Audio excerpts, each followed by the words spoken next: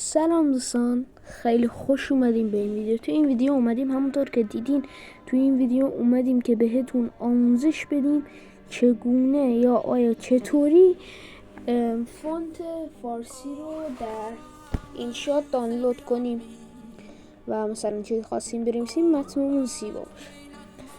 من وقتی میخوایم ویدیو بسازیم روی قسمت ویدیو میزنیم و وقتی خواستین عکس بسازیم روی قسمت عکس میزنیم.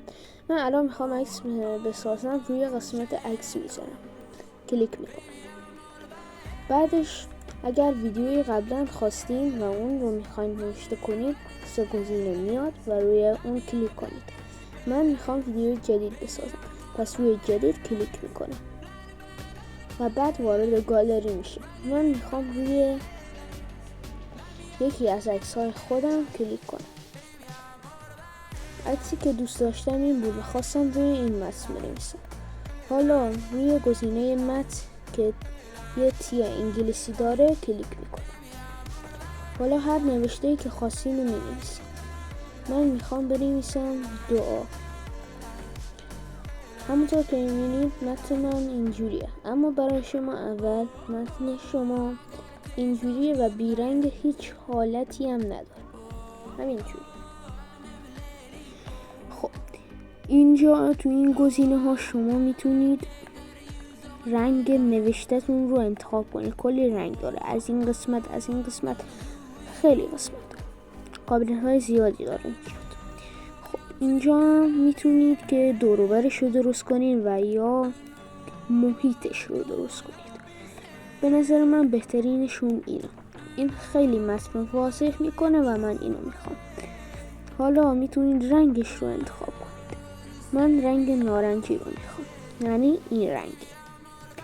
حالا توی قسمت A ما کاری باهاش نداریم، چون قسمت A فقط به بقیه حالت میده و نه رنگی و نه چیز دیگه این میتونیم عوض کنیم. پس این گزینه رو ما باهاش فعلا کاری نداریم.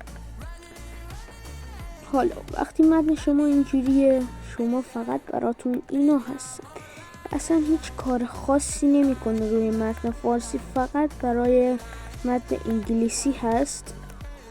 حالا خیلی ها میگن بیان بزنین روی گزینه دانلود و شما از گوگل یا جاهای دیگه یا از پیج روبیکا میتونید دانلود کنید متن فارسی رو و اینجا فایلتون رو بیارین بزنین روی این.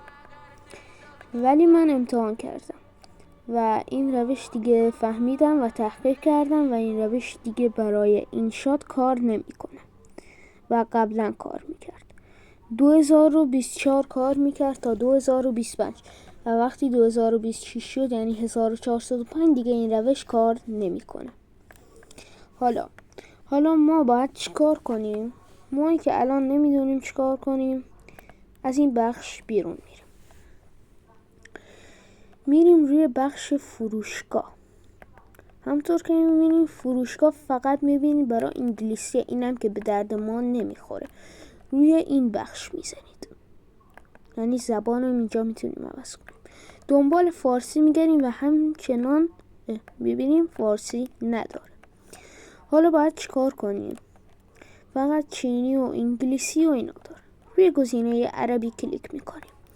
عربی چون خیلی خیلی مثل فارسی است و نوشته هاش از فارسی تولید میشه، اینجا ما یکی از این فونت ها رو انتخاب میکنیم. مثلا من این رو میخوام، رقص.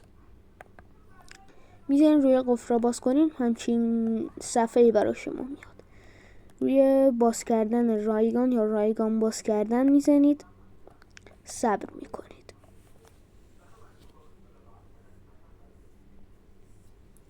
وقتی که صبر کنیم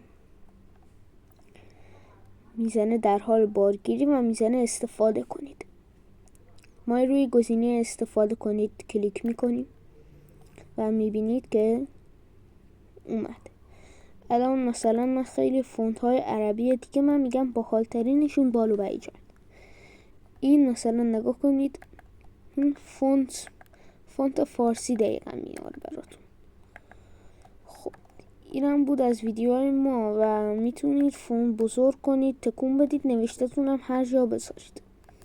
هر چیز دیگه، آموزش دیگه توی کامنت ها بهم بگین اگر آموزش های دیگه میخواین. تا ویدیوی بعد، خدا نگهدار شما.